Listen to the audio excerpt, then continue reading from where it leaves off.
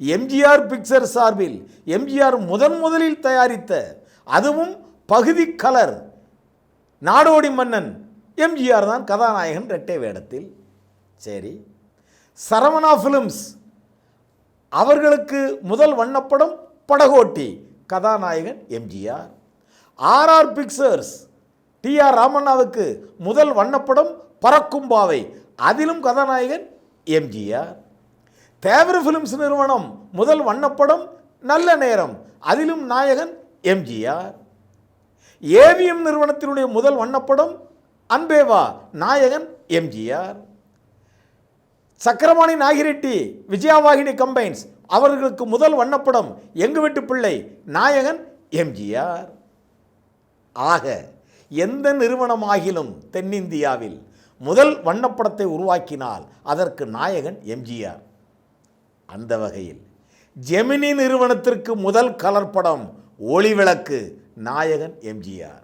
இந்த ஒளிவிளக்கு படத்தினுடைய தனிச்சிறப்புகளைத்தான் இப்போது பார்க்க போகிறோம். இந்த ஒளிவிளக்கு ஜெமினியினுடைய முதல் கலர் படம், எம்ஜிஆருக்கு 100வது படம்.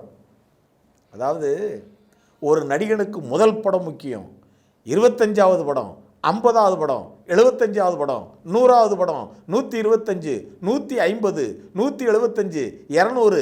ஒரு நடிகனுக்கு ஒரு நடிகைக்கு ஒவ்வொரு படமும் முக்கியம் என்றால் கூட இந்த முக்கிய எண் வரிசையில் வரக்கூடிய படங்களுக்கு அவ்வளவு முக்கியத்துவம், அதிலும் 100வது படத்திற்கு அவ்வளவு முக்கியத்துவம் தேர்ந்தெடுத்து நடிப்பார்கள்.